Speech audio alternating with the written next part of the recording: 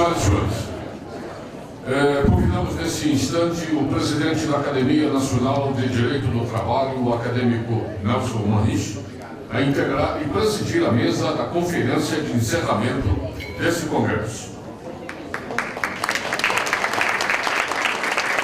Nós convidamos também o acadêmico José Eduardo Campos de Oliveira Faria, professor titular do Departamento de Filosofia e Teoria Geral de Direito da Universidade de São Paulo.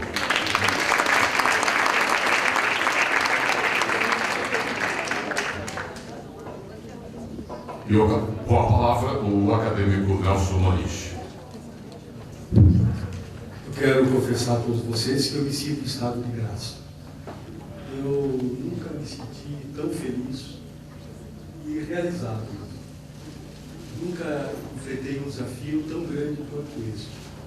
Mas desde o momento que nós cantamos o hino nacional, como disse a desembargadora, resgatamos o prazer de ouvir o hino nacional, aquela voz linda, maravilhosa, até esse momento eu vivi uma emoção profunda de perceber que nós tivemos aqui uma mesa melhor que a outra, um painel melhor que o outro. Se eu tivesse que fazer uma eleição, diria esse painel foi melhor. Mas em seguida veio outro melhor ainda, até um grande final. E, com certeza, quem ficou até o fim vai ter um presente especial. Agora teremos a joia da coroa. Teremos a conferência de encerramento desse homem que eu admiro tanto, que é meu colega na USP, só que não é do meu departamento. É o Departamento de Filosofia, professor titular, um dos cérebros que a USP tem. É um daqueles nomes que sustentam a USP como uma entidade, como uma universidade de ponta e de referência. Então é com muito orgulho que eu dou a palavra ao nosso conferencista para que encerre com essa fala dele o nosso congresso de uma forma magistral. Muito obrigado, professor, por ter vindo nesse momento complicado, sexta-feira de tarde, a sua vida é muito complicada, conseguir um lugar, a sua agenda foi muito difícil, mas muito obrigado mesmo, agradeço em nome dos congressistas, em nome da comissão, a sua presença aqui. Obrigado. Boa tarde a todos. É com imensa satisfação que atendi ao convite que foi formulado pelo professor Nelson Manich. É com imensa satisfação com a qual eu vejo, vejo vários ex-alunos ao longo do tempo foram optando pela área de direito do trabalho em que se encontram, e também é bastante, digamos, significativa a possibilidade de se discutir algumas questões que foram propostas com relação ao direito do trabalho, ao futuro do trabalho, no momento em que nós vivemos uma significativa troca de agenda ao longo dos últimos 10, ao longo dos últimos 20 anos. Quando nós olhamos essa agenda, vamos dizer, que foi trocada na virada do século XX para o século XXI, nós podemos perceber que nessa troca nós tivemos um forte processo de, vamos dizer, economicização da agenda. A agenda vai se tornando cada vez mais econômica e isso vai tendo uma série de reflexos no que se refere aos direitos sociais de um modo geral e ao direito do trabalho de um modo específico.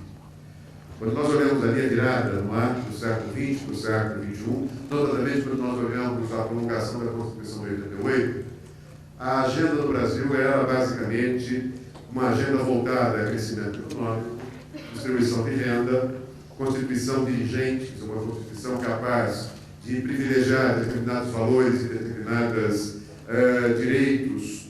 Ao mesmo tempo, também nós valorizávamos políticas públicas na área social, com uma forte preocupação de justiça distributiva e com pleno emprego. Quando nós olhamos a agenda que começa no século XXI, essa é uma agenda que empobrece o lado social e valoriza mais a interconexão financeira, estabilização monetária, autocomposição de interesses e autorregulação, os processos de privatização que por trás têm embutidos como contraponto estratégias de deslegalização, de desconstitucionalização de direitos, de flexibilização de direitos de, vamos dizer, expansão do chamado setor público não estatal. Quando eu menciono essa troca de agendas, eu já começo, de alguma maneira, a entrar no tema que o professor Nelson Mandich me sugeriu. O tema, que é o futuro do trabalho, o direito do trabalho, no século XXI, pode ser desenvolvido de uma maneira rápida, a partir de 4 premissas que eu acho que são interessantes do ponto de vista de mapeamento da discussão, de, vamos dizer, de corte temático, para que a gente possa depois discutir algumas questões. A primeira premissa é de que nós estamos vivendo um momento em que os direitos se encontram em fluxo. Não é? O que significa isso?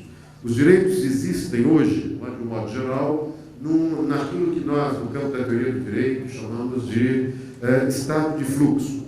E a determinação do seu conteúdo frequentemente resulta de complexos processos políticos, processos administrativos, processos tecnológicos, processos sociais, processos econômicos, processos judiciais, tanto em processos que têm uma dimensão local, mas também processos, não é, que têm uma dimensão internacional. Na dinâmica desses processos, nós podemos perceber a atuação de vários grupos de interesse, grupos locais, grupos internacionais, grupos transnacionais, que contribuem para a fragmentação do sistema internacional em múltiplos e frequentemente contraditórios regimes jurídicos. E, além disso, nós também podemos ver disputas políticas na formação desses regimes jurídicos. A fragmentação e os conflitos de interesse que alimentam, não é, esses processos têm repercussões sobre a determinação do conteúdo dos direitos em diferentes países, entre eles o Brasil. A segunda questão, segundo a premissa que eu chamo a atenção, é que nesses, vamos dizer, direitos em estado de fluxo, em estado de mudança, nós temos algumas movimentações que são importantes. Por exemplo, a primeira movimentação é uma retomada do direito privado em detrimento do direito público. Se na agenda anterior, no século XX, principalmente depois da Segunda Guerra, nós tivemos um fenômeno de publicização do direito privado, o que nós estamos percebendo agora é um processo de reprivatização do direito. Se na agenda final do século XX nós tivemos um processo de publicização do direito privado e administrativização do direito público, agora o que nós estamos vendo é uma espécie de, vamos dizer, diminuição do direito administrativo, um enxugamento do direito público e uma reprivatização do direito de um modo geral. Em seguida, o que é que nós temos? Não é? Nós temos um processo de harmonização e unificação internacional do direito comercial, do direito econômico, do direito tributário, ou seja, nós estamos percebendo que o direito comercial, o direito econômico e o direito tributário vão se harmonizando, vão buscando uma certa harmonização até um estágio de unificação, e nesse estágio de unificação, o que nós podemos perceber é um confronto entre uma tradição jurídica franco-românica, por um lado, e uma tradição anglo-saxônica, por outro lado.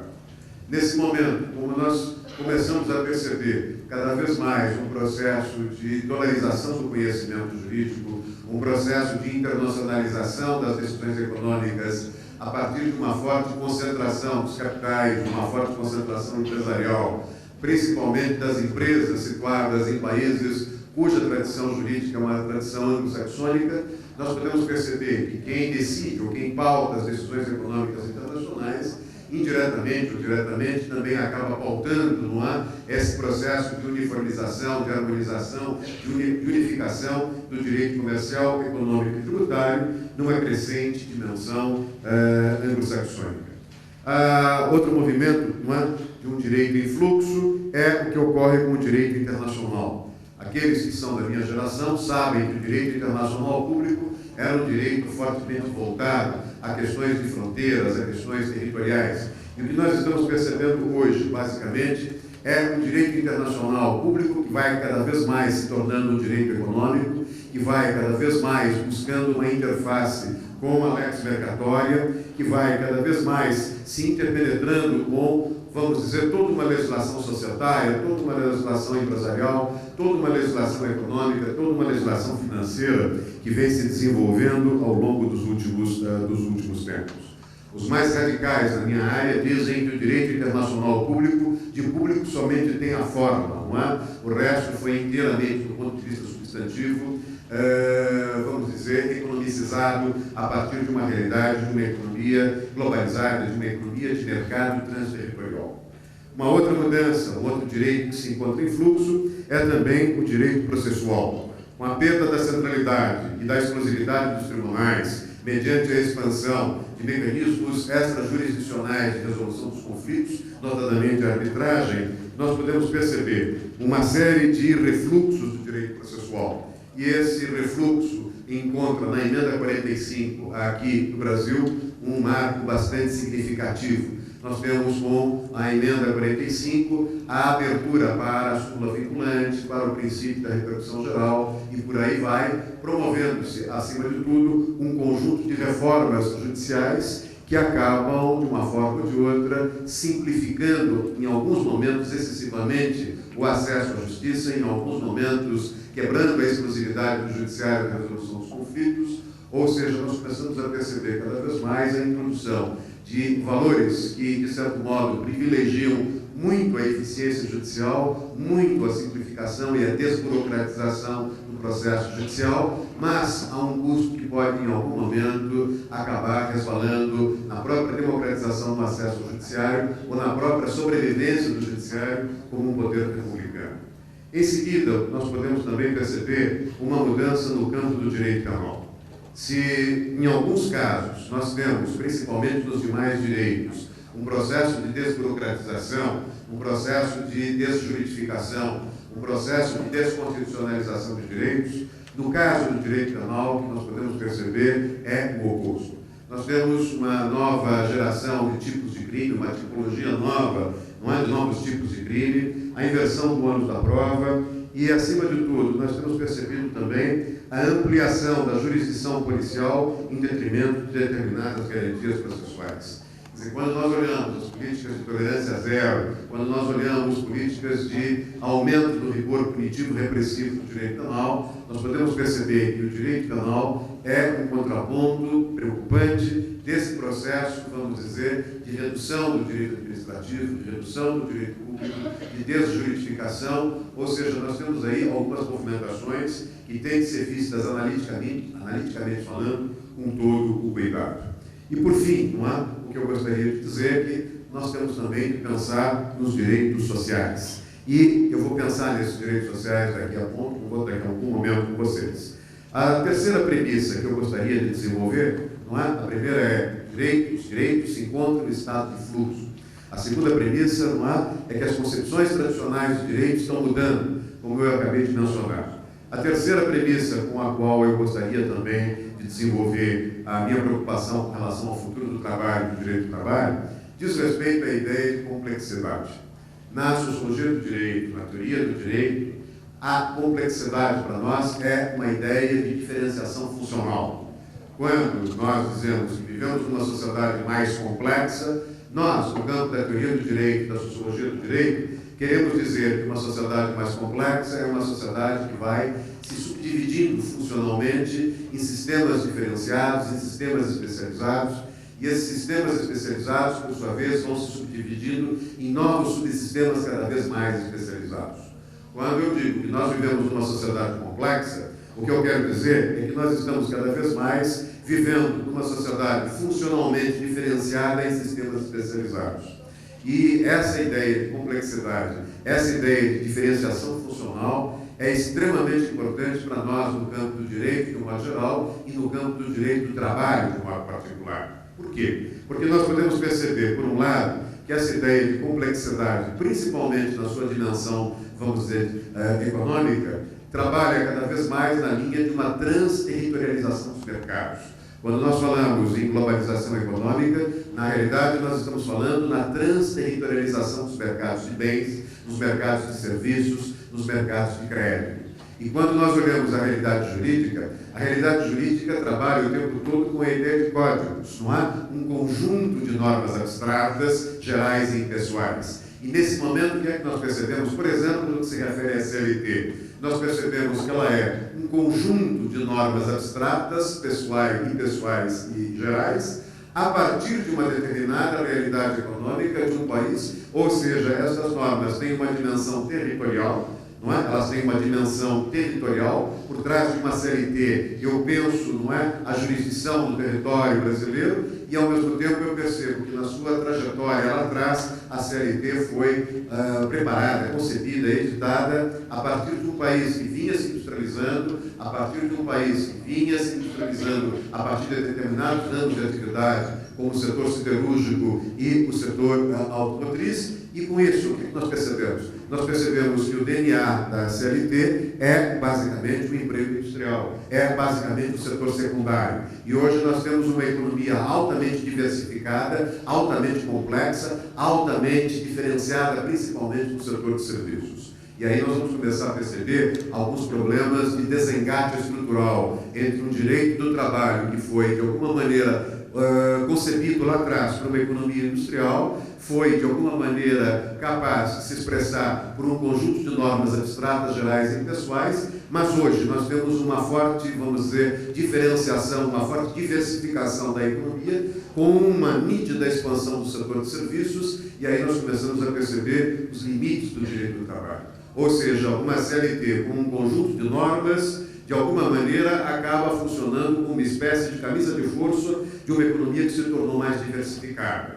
Qual é o dilema? O dilema é que se nós reformarmos a CLT, procurando, de certo modo, manter o caráter dela como um conjunto abstrato de normas, nós teremos de aumentar de tal maneira a abstração das normas trabalhistas da CLT que elas perderão uma referência normativa. Por outro lado, não há? A alternativa é expandir as leis especiais, mas nós corremos o risco de certo modo, expandir de tal maneira as leis especiais que nós perdemos a visão de conjunto, nós perdemos uma dimensão de identidade programática, de identidade funcional, de identidade doutrinária no próprio direito do trabalho. Ou seja, a terceira premissa é uma premissa que mostra que os códigos, a ideia de código, a ideia de funcionalidade de código é limitada, que há uma forte proliferação de leis especiais no campo do direito do trabalho, mas o grande risco das leis especiais proliferadas é de que elas entrem num processo de metástase do sistema jurídico trabalhista, porque um excesso de leis não significa necessariamente mais segurança jurídica, mais unidade programática, mais unidade doutrinária, mais unidade sistêmica do ordenamento jurídico. E, por fim, a última questão que se coloca, a última premissa que se coloca, a meu ver, é a crescente velocidade do processo que os economistas chamam de destruição criadora. Esse conceito de destruição criadora é um conceito que, a meu ver, aqueles que foram meus alunos sabem que eu procuro sempre, nas aulas de, vamos dizer, globalização econômica, recuperar o conceito de destruição criadora. Este conceito é um conceito desenvolvido por um economista do Império Austro-Húngaro, ou melhor, um economista do tempo, não é? Em que a Áustria era um grande país. Esse economista é o economista Joseph Schumpeter. Schumpeter é um dos mais importantes economistas do século XX, rivaliza com Keynes, não é? O debate acadêmico-econômico do século XX, e Schumpeter, que é formado em Direito e que teve Kelsen como seu padrinho de casamento, trabalha com a ideia de que o capitalismo, não é, vai se expandindo, o capitalismo vai, não é, gerando inovações que rompem a ordem estabelecida, aumentando as pressões competitivas e suscitando com isso novas ordens estabelecidas. O Schumpeter procura mostrar que o capitalismo se desenvolve por meio de ciclos, ciclos de forte concorrência e ciclos de forte inovação tecnológica. O que ele procura dizer, basicamente, é que há um determinado momento na economia em que nós temos as empresas competindo ferozmente dentro de um mesmo patamar, dentro de um mesmo paradigma tecnológico. Acontece que, como as empresas competem dentro de um mesmo paradigma tecnológico, a sua participação relativa no mercado as obriga a reduzir progressivamente as suas margens de rentabilidade.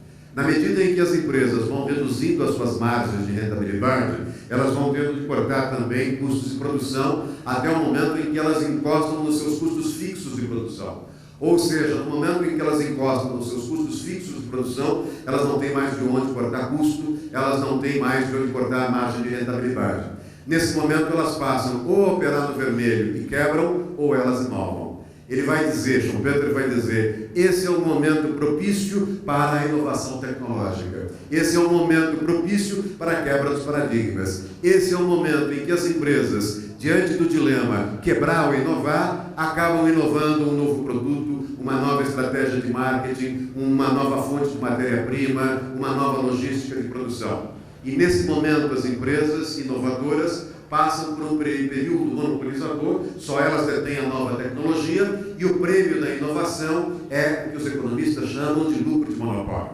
Ou seja, nesta fase de quebra do paradigma tecnológico, o que é que nós vamos perceber? Nós vamos perceber que as empresas ou quebram ou inovam, muitas quebram, as poucas que inovam passam por um período em que elas dominam a nova tecnologia, ficam sozinhas no mercado, obtêm lucros de monopólio.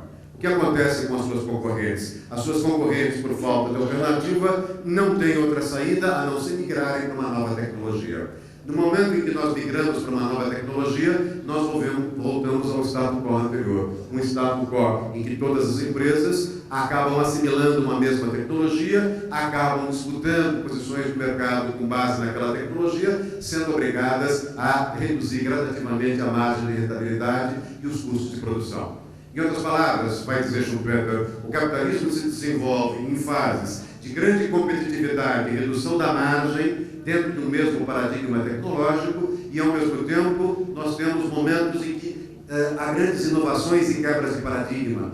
E o problema todo é que os economistas políticos, aqueles especialistas em economia política, o próprio Schumpeter, pensaram que essas ondas seriam sempre ondas longas, na altura que eles pensaram isso, ondas de 100, 120, 130 anos. Nós teríamos as chamadas ondas, ciclos ou fases de economia em forte processo competitivo de 100 a 120 anos e fases de inovação com lucros de monopólio, basicamente também na faixa dos seus 100 anos. O que é que os economistas não previram? Eles não previram que essas fases, essas fases e essas ondas seriam cada vez mais encurtadas e que a velocidade desse processo de destruição criadora se daria, não é, vamos dizer, num ritmo cada vez mais alucinante. Para vocês terem uma ideia do que eu quero dizer, quando nós olhamos as ondas por trás da Revolução Industrial, nós temos a primeira onda, que foi com a quebra dos paradigmas no setor têxtil e no setor de extração de minério de ferro, ou seja, que foi a quebra trazida pela introdução da força hidráulica. Isso vai se dar em 1785.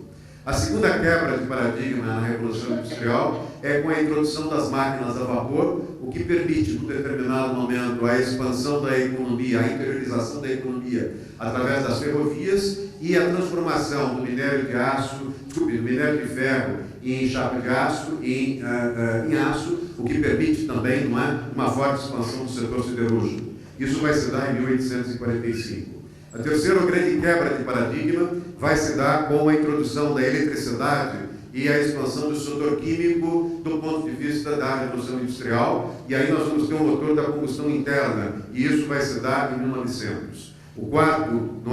A quarta quebra de paradigma, o quarto ciclo em quebra de paradigma é a expansão do setor petroquímico, a expansão da aviação comercial em 1950. A última grande quebra de paradigma se dá exatamente com o eixo eletroeletrônico, com a informática, na altura de 1990, com a forte expansão das redes digitais, das novas mídias, de softwares e por aí vai. Se vocês prestarem atenção, eu falei na primeira quebra em 1785, na segunda quebra em 1845, nós temos aí, entre uma quebra e outra, 60 anos. A segunda quebra vai se dar de 1845 a 1900. Já percebo que a destruição criadora cai para 55 anos. A terceira quebra vai se dar entre 1990 a 1950, portanto 50 anos. A quarta quebra vai se dar em 1990, 40 anos. A última queda vai se dar entre 1990 e 2020. Ela vai se dar, portanto, em 30 anos. Qual é a consequência disso? Não é? A consequência disso é, fundamentalmente, vamos dizer, a ruptura das condições de formação do trabalhador, ou, se vocês quiserem, uma crise de identidade na própria formação do trabalhador, no próprio preparo intelectual do trabalhador, no próprio processo de escolarização do trabalhador. Por quê? Porque nós vamos começar a perceber um problema absolutamente dramático. Esse problema se dá exatamente no aumento cada vez maior da velocidade da distribuição criativa. Os economistas pensaram em 100 a 120 anos, nós caímos agora num período de 30 anos, só que eu gostaria de dar alguns exemplos para vocês, no sentido de mostrar que esse período de 30 anos vai cair significativamente. Por exemplo, na área de telecomunicações, na área de indústria de base, na área de bens de consumo e na área de serviços, em 1970, portanto, sociedade industrial, trabalho fordista, um produto inovador no setor de telecomunicações ficava sozinho no mercado, quer dizer, aquela tecnologia era uma tecnologia hegemônica durante 37 meses. Na indústria de base, não é? A tecnologia hegemônica, quando se tinha uma quebra de paradigma, até aparecer um produto novo, similar, com uma nova tecnologia, a vida útil dessa nova tecnologia estava estimada em 39 meses. Na área de bens de consumo, em 33 meses, na área de serviços, em 25 meses. Agora vejam o impacto destruidor desse processo, não é, de renovação tecnológica. Na área de telecomunicações, onde nós tínhamos um ciclo que durava 37 meses, em 2000 esse ciclo cai para 9 meses. Na indústria de base, o ciclo durava, na década de 70 do século XX, 39 meses, em 2000 ele está girando 19 meses. Na área de bens de consumo, eu tinha um ciclo com 33 meses, agora eu tenho um ciclo de 17 meses. No setor de serviços, 25 meses, em 2000, 12 meses. Vejam, no setor de telecomunicações, no ano 2000, nós giramos um novo ciclo tecnológico a cada 9 meses. Quanto tempo nós demoramos para produzir um engenheiro elétrico, por exemplo? 60 meses, 5 anos. Na indústria de base, eu estou girando uma tecnologia a cada 19 meses. Quanto tempo eu demoro para produzir um engenheiro mecânico? 60 meses, 5 anos. Bens de consumo, eu estou girando a tecnologia a cada 17 meses. Quanto tempo eu demoro para produzir um engenheiro na área, não é? Eu demoro 60 meses. E serviços, eu demoro para produzir um engenheiro de produção 60 meses, mas a cada 12 meses eu estou trocando a tecnologia. O que é que eu quero dizer com isso? Eu quero dizer com isso que a universidade se encontra em crise. Eu quero dizer que os órgãos encarregados de preparar o trabalho, de qualificar o trabalhador para o trabalho, basicamente começam a enfrentar uma crise de identidade. De um lado, eu tenho uma destruição criadora de um ritmo alucinante e os paradigmas durando prazos cada vez menores, eu tenho um sucateamento constante das profissões por um lado e a emergência de novas profissões por outro lado. Mas eu não tenho uma universidade, eu não tenho um sistema educacional que foi reestruturado para dar conta desse processo de formação de novos profissionais dentro de um ritmo alucinante da destruição criadora. Com isso, a universidade entra em crise. A universidade se, de alguma maneira, estruturou em cursos de graduação, de um lado, e cursos de pós-graduação, por outro lado. Os cursos de graduação são cursos que se subdividem em atividades propedêuticas e em transmissão das teorias gerais e, finalmente, na especialização. E os cursos de pós-graduação são cursos de capacitação.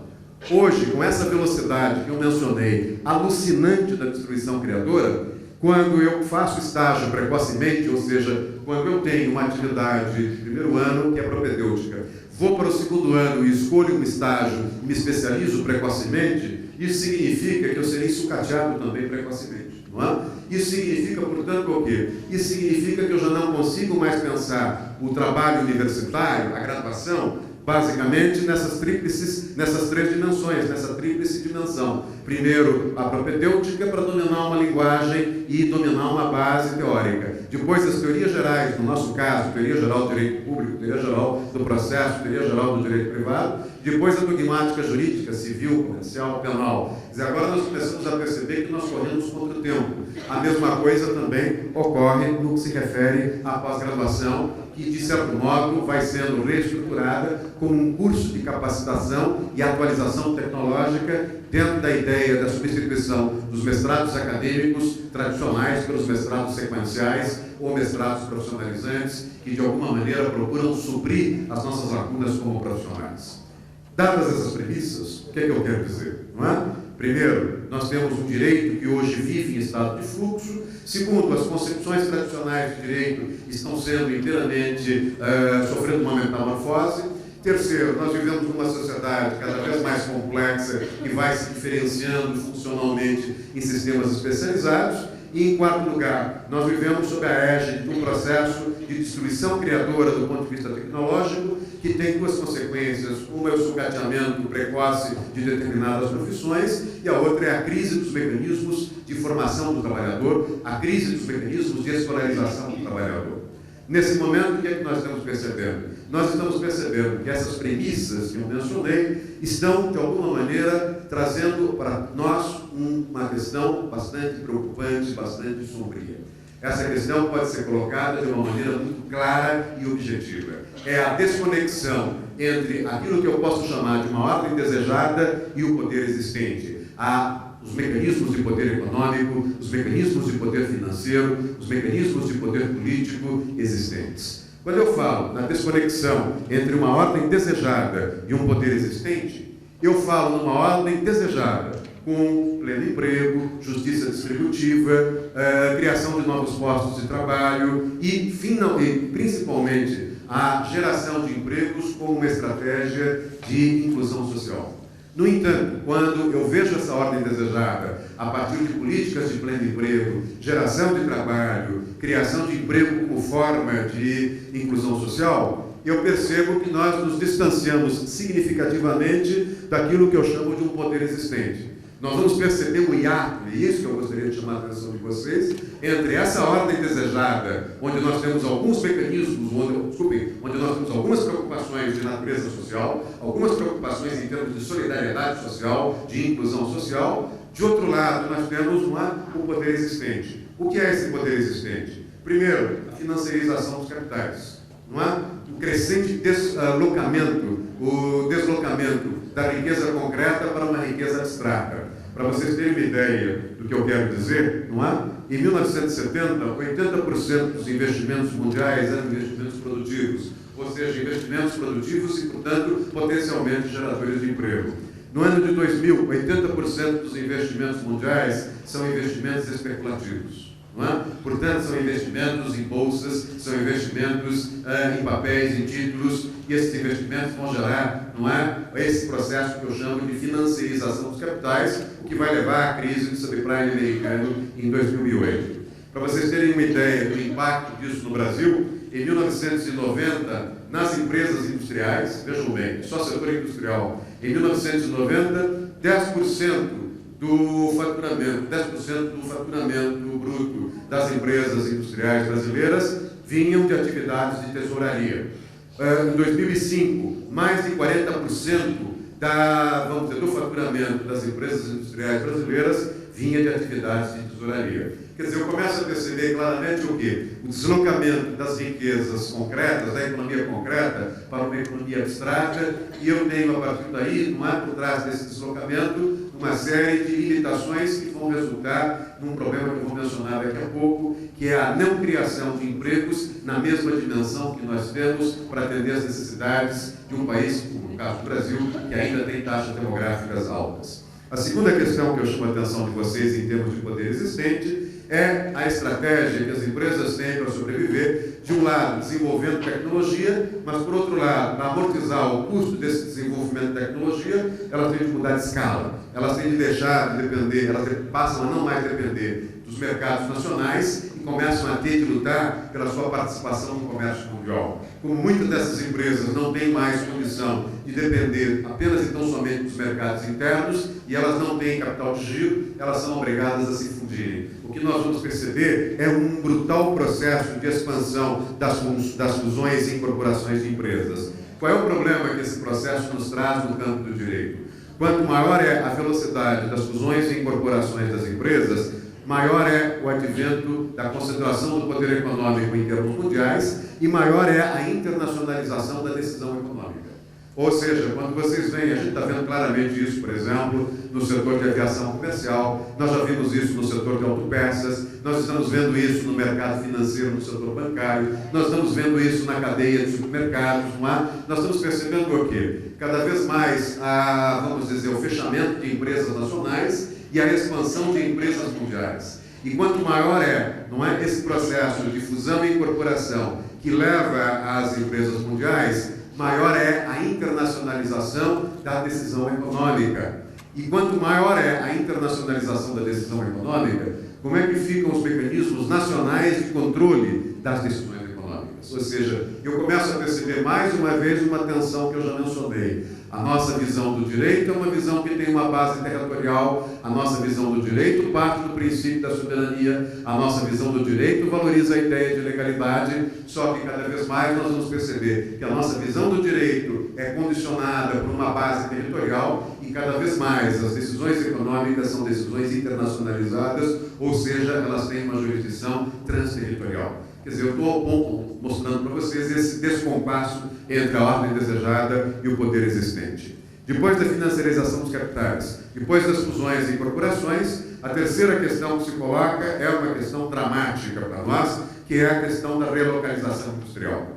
A questão da relocalização industrial nada mais é do que a tentativa que as empresas têm para sobreviver desse processo de acirramento das disputas comerciais, em que elas têm de cortar a margem de rentabilidade e cortar os seus custos, elas não têm outra alternativa a não ser buscar vantagens comparativas. E como elas buscam vantagens comparativas? Informatizando as linhas de produção, operando o maquinário a partir de tecnologia mais leve e mais, vamos dizer, flexível, e com isso elas conseguem facilmente transportar o seu maquinário de uma cidade onde o custo de produção é alto para uma cidade onde o custo de produção é baixo, de um estado para outro estado, de um país para outro país, de um continente para outro continente. Recentemente os jornais mostraram, por exemplo, que a General Motors, das 8 linhas de produção em São José dos Campos, no Vale do Paraíba, fechou 7, não é? E procurou reinstalar uma das unidades em Joinville, uma das unidades em Gravataí, as demais em São Caetano. O que é que leva a General Motors a fazer essa movimentação espacial da produção? A busca por salários mais baixos, a busca por encargos mais baixos, a busca, não é, por dissídios coletivos em que ela tem como interlocutor sindicatos mais dóceis ou sindicatos com maior capacidade de cooptação ou sindicatos menos confrontacionais. E o que é que nós temos com a relocalização industrial? Nós temos aquilo que, na sociologia do direito, nós chamamos de walmartização da produção. Ou seja, uma tentativa cada vez mais clara, mais nítida, mais precisa das grandes empresas de saírem de países, vamos dizer, democráticos, onde se pratica uma legislação trabalhista, onde se tem uma justiça do trabalho, onde se tem um Estado de Direito, onde há liberdades públicas, e elas vão instalar, não é, as suas atividades produtivas intensivas de mão de obra em regimes ditatoriais, tipo China, tipo Vietnã, ou em regimes autoritários como a Coreia do Sul, onde muitas vezes nós não temos legislação trabalhista, nós não temos respeito a liberdades públicas, nós não temos um judiciário independente e autônomo, ou seja, nós vamos começar a perceber basicamente que por trás da relocalização industrial nós temos um dumping social pesadíssimo das ditaduras, principalmente asiáticas, em detrimento dos direitos das democracias emergentes ou das democracias europeias. Parte da crise europeia e parte dos problemas que a América Latina tem, e dentro da América Latina o Brasil, para ampliar a oferta de emprego, decorre desse dumping. Não é? Vejam que recentemente nós tivemos algumas empresas brasileiras da área de confecções que fecharam as suas unidades fabris do Brasil e estão produzindo camisas, roupas de modo geral, confecções a partir do Peru. Nós temos algumas empresas de sapato no Vale do Rio dos Sinos, do Rio Grande do Sul, fechando as suas unidades e transferindo para países da América Central. Ou seja, elas preferem produzir fora para vender dentro do Brasil em função de uma estratégia de relocalização industrial, onde o que elas buscam é vantagens comparativas. No momento em que eu não tenho geração de emprego novo, eu começo a perceber uma migração de emprego de qualidade em democracia, não é? Nas democracias, empregos que têm uma rede jurídica de proteção, empregos de carteira assinada, para empregos de má qualidade, não é? Em países ditatoriais. A quarta questão que eu gostaria de chamar a atenção de vocês diz respeito, não é, na desconexão entre o que eu chamo de ordem desejada e poder existente, é basicamente para o que eu chamo de ineficácia dos modos convencionais de articulação econômica e jurídica. Quando nós olhamos o funcionamento da economia, a economia se dá, como eu disse, numa dimensão cada vez mais transterritorial, e o direito do trabalho, de modo particular, o direito de um modo geral, mas o direito positivo de um modo geral, mas o direito do trabalho de um modo particular, ele ainda está preso a uma dimensão territorial. E, ao mesmo tempo, também nós vamos começar a perceber um outro problema. Qual é esse problema? Esse problema é o fato de que a economia, principalmente depois da evolução do eixo eletroeletrônico, principalmente depois da evolução das técnicas de comunicação, a economia cada vez mais opera em tempo real, ela opera cada vez mais online em tempo real, e nós, no campo do direito, trabalhamos ainda com a ideia do tempo diferido, nós trabalhamos com o tempo diferido do devido processo legal, nós trabalhamos com duplo grau de jurisdição, traduzindo o tempo do Estado de Direito, o tempo da democracia, o tempo do judiciário, o tempo do processo civil e do processo trabalhista, é o que nós chamamos na teoria do direito um tempo diferido, isto é, um tempo de diferenças, de etapas lógicas, um tempo cronológico, enquanto o tempo da economia é fundamentalmente um tempo real. Em outras palavras, o que eu quero dizer é que essa análise que eu estou fazendo mostra uma mudança significativa na relação tempo-espaço da economia com a relação tempo-espaço do direito. O tempo do direito é um tempo mais lento do que o tempo da economia. O tempo do direito é mais lento do que o tempo da economia. Ao mesmo tempo, o espaço do direito é um espaço territorializado, enquanto o espaço da economia é um espaço transterritorializado. Isso, de alguma maneira, exige algumas mudanças, não é? Quais são essas mudanças? Quais têm sido essas mudanças? Eu diria que nós temos, não é, dois momentos para pensar essas mudanças. A primeira dessas mudanças, a meu ver, foi mais ou menos, a primeira onda de mudanças foi deflagrada entre 1970 e 1990, a partir da crise do petróleo. Quando vocês têm a crise do petróleo de 1972 a 1978, vocês têm uma mudança que atinge a matriz energética de todo aquele capitalismo social-democrata ou daquele welfare state que está por trás da recuperação do capitalismo após o término da Segunda Guerra Mundial. Nós vamos ter 30 anos gloriosos de sociedade industrial, de pleno emprego, de regimes social-democratas, de expansão dos direitos sociais. A partir da crise do petróleo de 1972 a 1978, nós temos uma trava no comércio mundial, nós temos a ruptura das condições de funcionamento da economia, uma preocupação de natureza social-democrata, e isso vai gerar todo um conjunto de reformas, e essas reformas vão acabar, de alguma maneira ou de outra, diminuindo o tamanho do Estado, levando o Estado a se privatizar alguns serviços estratégicos, e com isso o que é que nós percebemos? Nós percebemos, no primeiro momento, um processo de desconstitucionalização dos direitos, um processo de deslegalização dos direitos. No campo do trabalho, as primeiras propostas de flexibilização do direito do trabalho, a partir da ideia de que o negociado deveria prevalecer sobre o estatuto. Em outras palavras, o que eu quero dizer é que nós tivemos um processo de enxugamento do direito, nós tivemos um processo de redução do direito. E no momento em que nós tivemos um processo de enxugamento e redução do direito, o direito que antes era um direito intervencionista da sociedade, ele diminui o seu potencial de intervenção e gera um vazio. E esse vazio é imediatamente preenchido pela capacidade autorregulatória das cadeias produtivas e pelo potencial autorregulatório de sindicatos, igrejas, movimentos sociais e organizações não governamentais. Esse é o movimento que nós chamamos na sociologia do direito, na teoria do direito, de uma fuga para baixo. Ou seja, nós vamos perceber que o Estado diminui a sua presença, diminui o seu tamanho, procura evitar o excesso de intervenção da sociedade e, com isso, ele tenta revitalizar o que a gente vai chamar de uma economia de mercado e, por trás dessa economia de mercado, a capacidade autorregulatória das empresas, das cadeias produtivas, os códigos de boa conduta, lex mercatória e coisas do gênero. A partir do século XXI para cá, ou seja, depois da primeira geração de reformas, nós temos um segundo tipo de fuga. Se a primeira fuga foi uma fuga para baixo, ou seja, o Estado joga para a sociedade, não é, a responsabilidade pela autorresolução de determinados conflitos. Por outro lado, a partir de 1900, a partir de 2000 para cá, nós temos uma fuga para cima, ou seja, um deslocamento de parte das decisões jurídicas de fora do país para fora do país, de dentro para fora do país. Nós temos uma crescente presença de novos centros de poder, de organizações, vamos dizer, multilaterais, procurando de uma forma ou de outra estabelecer o que é o direito, ou procurando de uma forma ou de outra, dentro da estratégia de uniformização do direito, legislar para os países. Nós vamos perceber isso, por exemplo, com a OCDE legislando em matéria de direito penal e lavagem de dinheiro. Nós vamos perceber a Organização Mundial do Comércio tomando um pouco o espaço da Organização Internacional do Trabalho, ou seja, discutindo salvaguarda trabalhista em acordos de comércio. Nós vamos começar a perceber uma divisão funcional da produção do direito mundial. Moeda fica com o Fundo Monetário, desenvolvimento fica com o Banco Mundial, banco fica com o Banco de Compensações Internacionais, a OCDE fica com o sentido de calibrar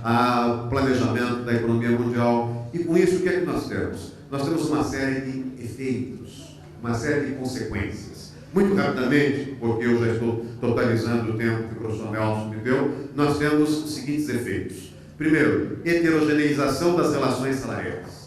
Ou seja, nós vamos perceber que, ao contrário do que se imaginava, que era uma união dos trabalhadores, nós vamos ter um processo de, vamos dizer, heterogeneização das relações trabalhistas. Aqueles trabalhadores monoqualificados ou semi-qualificados vão ser atingidos pelo sucateamento das especializações e serão ou despedidos ou serão terceirizados. E aqueles trabalhadores que têm um alto nível de escolaridade, os trabalhadores pós-cordistas que têm uma formação de natureza interdisciplinar, passam a ter uma nova forma de trabalho, um novo regime de trabalho, melhor dizendo, passam a ganhar mais e, ao mesmo tempo, nós vamos ter com isso um hiato nas relações salariais, ou um fosso nas relações salariais. Portanto, o primeiro efeito é a heterogeneização das relações salariais. O segundo efeito é a precarização do trabalho, mediante o uso abusivo das estratégias de terceirização. Terceira consequência, que, a meu ver, é dramática: o esvaziamento dos modelos social-democratas de transformação social e política. Ou seja, o que é que nós vamos perceber a partir dos últimos 20 ou 30 anos? Não é? A ideia de que, de certo modo, o mercado prevalece sobre o Estado, a ideia de que as propostas social-democratas, de alguma maneira, custam caro, a ideia de que determinados direitos, principalmente os direitos sociais, que eram vistas no tempo da agenda antiga como uma grande conquista democrática, elas passam a ser encaradas como custo. E a ordem é competitividade a qualquer preço, cortar custo a qualquer preço, e com isso nós começamos a enquadrar os direitos como custo e a cortar os direitos, porque eles, de certo modo, minam a competitividade das economias nacionais. Quer dizer, eu começo a perceber claramente o esvaziamento dos modelos social-democratas de transformação social e política.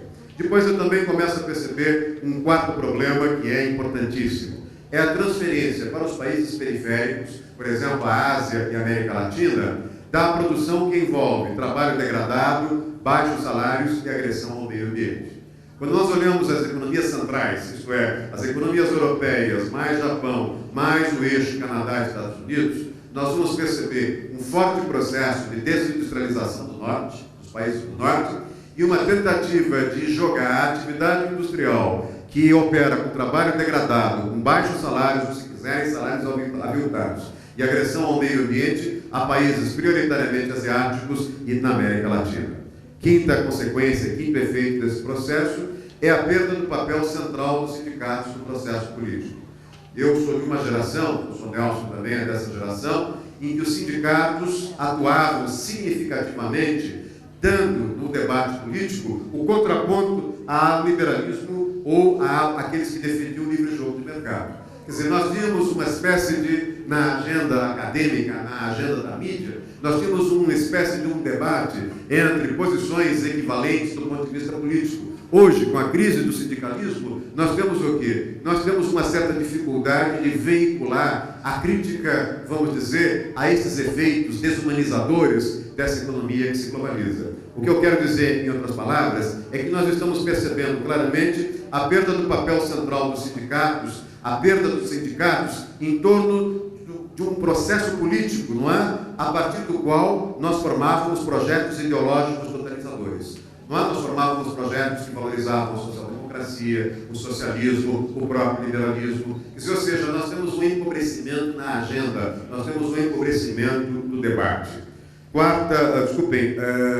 Sexta consequência, eu devo ter mais duas consequências apenas. A sexta consequência é, a partir de tudo que eu falei, o enfraquecimento do tripé. Esse tripé é determinado pela ideia de Estado Nacional, pela ideia de indústria nacional, pela ideia de sociedade civil, que garantia a direção política, que garantia a identidade nacional, que garantia a coesão social até o final do século XX. Quando eu vejo a transição da democracia, a transição da ditadura para a democracia no Brasil, quando eu vejo a Constituição de 88, ela é fruto desse tripé. Um Estado nacional, uma burguesia nacional, sociedade civil, todas se articulando a partir de um país com uma identidade democrática, com uma identidade nacional, com uma preocupação de se garantir a coesão social. Hoje, o que é que nós temos? Nós temos a ruptura desse tripé. Nós temos, como eu disse, o enfraquecimento da indústria nacional, nós temos a transferência das grandes debates políticos de dentro para fora do país, nós temos o Estado Nacional sendo reinventado com novas funções e uma parte da titularidade da iniciativa legislativa indo para baixo, para a sociedade, através dos mecanismos de composição de interesses, ou indo para fora, para os organismos multilaterais. Isso, de certo modo, acaba abrindo caminho para a sétima consequência, que é a degradação dos serviços públicos, a privatização dos serviços estratégicos, em nome de um enquadramento de uma crise fiscal, o que acaba, de alguma maneira, levando ao desmonte dos direitos sociais. A última consequência desse processo é um debate que nós, na área do direito, não somos muito sensíveis para perceber o seu perigo. Esse debate é debate entre, por um lado, a ideia de direitos universalizados e as políticas ou estratégias de focalismo. O que quer dizer isso? Todos vocês sabem o que significa a universalização dos direitos. Todos nós olhamos a Constituição e a Constituição diz que todos são iguais perante si, todos são iguais perante a lei, e a partir daí a Constituição vai nos lembrar o tempo todo, vai nos advertir o tempo todo para uma máxima. Essa máxima vocês podem, ao sair aqui, entrar na Avenida Paulista e encontrarem em cada ônibus. É dever do Estado e direito do cidadão um transporte de qualidade. É dever do Estado e direito do cidadão uma educação pública de qualidade. É dever do Estado e direito do cidadão uma assistência social de qualidade. Ou seja, nós trabalhamos com a ideia da universalização dos direitos. Mas como a universalização dos direitos, a efetivação dos direitos implica custo, o que nós estamos percebendo agora é uma tentativa, através das estratégias de privatização, de eliminar, digamos assim, esses custos, substituindo os direitos universais por políticas de focalismo. Em outras palavras, não existem recursos orçamentários do poder público nas prefeituras e estados de União para se sustentar as políticas públicas de educação, segurança, transporte, etc., etc. Qual é a estratégia das políticas, qual é o objetivo das estratégias de focalização? Nós pegamos esses recursos escassos e direcionamos esses recursos escassos num público-alvo muito bem definido, recortado a partir da linha da pobreza, ou se quiserem, da linha da miséria. Para esses eu dou um voucher, para esses eu dou um ticket, nos moldes de um vale-refeição, de um ticket de transporte, de uma bolsa-escola, de uma bolsa-família. E a partir daí eu crio a figura de uma renda mínima de integração. Para os demais, tudo passa a ser privatizado, para os demais, todos os serviços passam a ser privatizados e, portanto, pagos. É isso que explica a crise portuguesa, é isso que explica os movimentos de rua na Itália e os movimentos de rua que vocês têm visto na Espanha. Eu estive há 4, 5 meses conduzindo um seminário na Universidade de Coimbra e já se podia perceber uma movimentação de rua exatamente contrária a essa estratégia de substituição, de uma universalização dos direitos por políticas de focalismo ou políticas de focalização. Com isso, eu, de certo modo, procuro mostrar a vocês que nós estamos vivendo num momento, vamos dizer, de preocupação com relação ao futuro dos direitos. Não é? Para onde nós estamos indo? Num determinado momento, nós estamos vindo, não é? De um período histórico em que nós expandimos os direitos. No caso do Brasil, significativamente, nós saímos de uma ditadura e reafirmamos não apenas os direitos básicos de primeira geração, não é? Liberdade de opinião, liberdade de manifestação do pensamento, mas nós também caminhamos na linha dos direitos de segunda geração, que são os direitos sociais.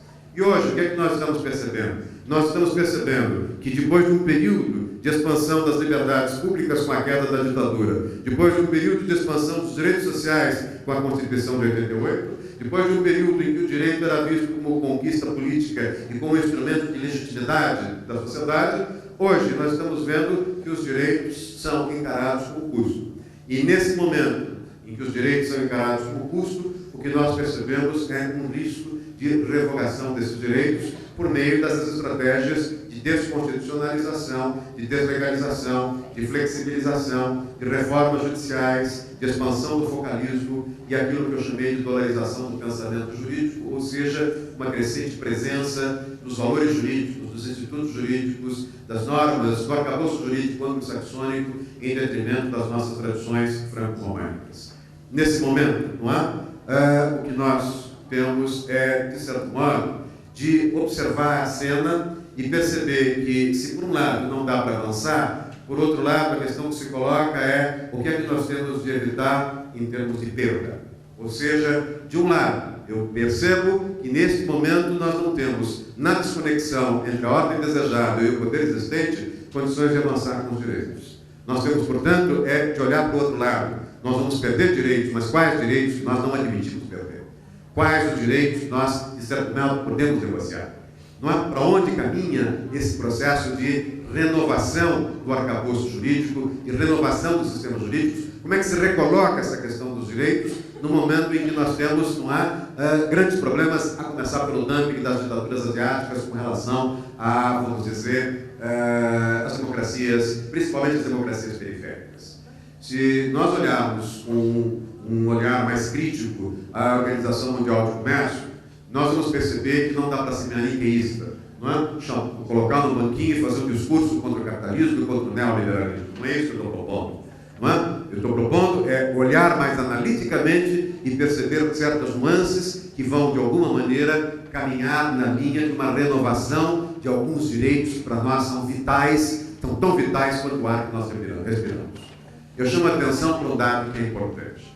Da mesma maneira como a Organização Mundial do Comércio pressiona países como França, Brasil e Venezuela a reformarem as suas legislações trabalhistas, reduzindo, não é, parte da legislação trabalhista em nome da tese de que o negociado deve valer sobre o estatuto, a mesma Organização do Comércio força os países asiáticos a adotarem uma, vamos dizer, legislação trabalhista. Na China, a legislação trabalhista foi imposta, não sei se ela é eficaz ou não, se ela pegou ou não, mas ela foi imposta por meio de 3 leis trabalhistas introduzidas por pressão do OMC em 2008. E desde que nós tivemos a introdução dessas leis trabalhistas em 2008 na China, o custo da mão de obra chinesa aumentou 25%. O que é que vocês estão percebendo? A Organização Mundial do Comércio pressiona países democráticos ocidentais a reformarem a sua legislação trabalhista dentro de uma estratégia de diminuir o custo de produção, diminuindo o custo do trabalho. E, ao mesmo tempo, eles fazem um movimento inverso. Nas ditaduras, eles querem o quê? Eles querem a introdução de uma legislação do trabalho para introduzir, não é, um custo trabalhista nessas ditaduras. A OMC não é formada por freirinhas, a OMC não é uma Santa Casa de Misericórdia, ela é pragmática. O que é que a OMC está querendo? Ela está querendo buscar uma equivalência, não é, no direito do trabalho. Ela quer, de certo modo, criar um direito do trabalho onde não existe, diminuir o direito do trabalho onde ele já existe, para que eu tenha uma equivalência do direito do trabalho no mundo todo, ou seja, é uma estratégia sutil de universalização do direito do trabalho. Com isso, a OEC, os seus arquitetos, os seus burocratas imaginam que conseguiriam manter o direito do trabalho e, ao mesmo tempo, fechar as portas para o dumping social. Nesse momento, nós estamos exatamente verificando esses movimentos e esse é o momento em que nós temos, de certo modo, na academia, nós professores e vocês, operadores de direito, de olhar essa realidade com toda a atenção. Antes de criticar, nós temos que saber exatamente mapear o estado da arte, identificar as alternativas em jogo, saber claramente aquilo que para nós é inegociável e saber aquilo que nós temos de negociar. Eu termino agradecendo ao honroso convite que me foi formulado e termino não fazendo nenhum encômio do ponto de vista de, vamos dizer, crítica ao liberalismo, defesa de outras posições. Eu apenas diria a vocês que há um diálogo muito interessante na peça Santa Joana, de Bernard Shaw. Santa Joana d'Arc não é condenada à fogueira, conversando com seu executor, o general Dunois. Lá pelas tantas, o general Dunois diz para Santa Joana: você, Santa Joana, ou Joana, não é? Joana d'Arc, você não sabia um momento em que você estava derrotada, não é? E ela diz: pior erro nosso foi não saber o momento em que nós estávamos vencedores, não é? Nesse momento, eu não sei em que nós podemos olhar o lado vencedor ou o lado derrotado.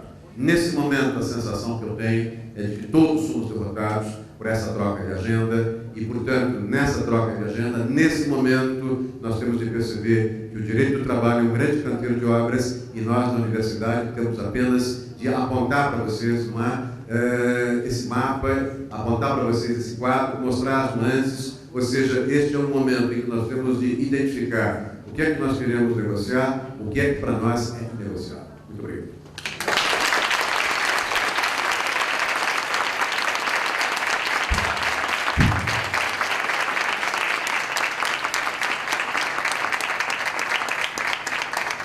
Em nome da academia, em nome dos organizadores desse congresso, eu quero agradecer ao professor José Eduardo Faria por essa conferência que encerra de forma brilhante o nosso projeto. Faz uma análise profunda e didática, permitindo que nós possamos, lá de cima, uma visão mais alta, contemplar o que está ocorrendo, para que nós possamos nos organizar, planejar, ter ações positivas. Eu fico realmente impressionado, sempre fico, com essa capacidade que o professor Eduardo tem de fazer essa análise tão profunda e não é por nada que ele é um filósofo, um grande pensador, aquele que nos mostra pontos de reflexão para que nós não nos percamos dessa agenda de construção de um direito de trabalho voltado para a realidade desse mundo em curso. Eu quero aproveitar para agradecer, em primeiro lugar, a presença de vocês. Alguns não puderam ficar, nós tivemos aqui no primeiro dia do professor ontem, mais de 500 pessoas, voltando esse auditório, pessoas lá fora. Então, os que ficaram até o final foram brindados com essa conferência e excedeu as expectativas. Agradecer aos conferencistas que vieram do longe, que vieram do país, como o professor Eduardo. Agradecer aos painelistas, agradecer aos confrades que aqui compareceram, os dirigentes da academia, os que são hoje ex-presidentes, a comissão organizadora, o vereador Valdir Florido e outros presidiantes. Quero agradecer muito o trabalho da academia, incansável. Quero agradecer aos nossos patrocinadores, Bradesco, Caixa Econômica, Banco do Brasil, Maxud, o Itaú, Santander, Mercantil do Brasil e a Gol.